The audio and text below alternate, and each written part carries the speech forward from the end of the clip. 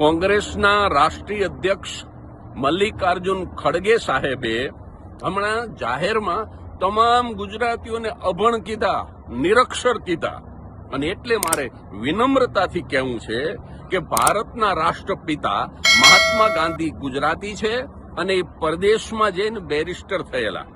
પ્રથમ વડાપ્રધાન થવા માટે સૌથી લાયક ઉમેદવાર કોઈ હોય તો એ સવાયા ગુજરાતી સરદાર વલ્લભભાઈ પટેલ હતા અને એ પણ પરદેશમાં જઈને બેરિસ્ટર થયેલા.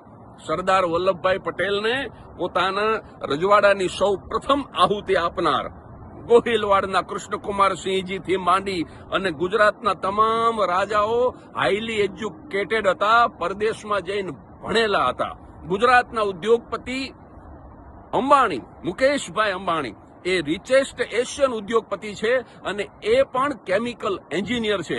એટલું જ નહીં, આપણા સાયન્ટિસ્ટ ડોક્ટર વિક્રમ સારાભાઈ, ઈસરોના સ્થાપક, એ તો હાઈલી એજ્યુકેટેડ હોય જ.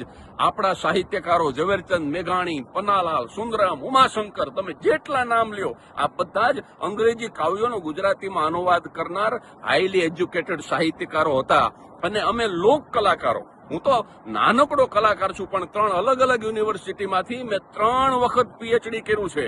એટલે ખડગે સાહેબ ગુજરાતના લોક કલાકારો, સાહિત્યકારો, ગુજરાતના ઉદ્યોગપતિઓ, ગુજરાતના રાજવીઓ, તમામ ગુજરાતીઓ એજ્યુકેટેડ હતા, છે અને રહેશે.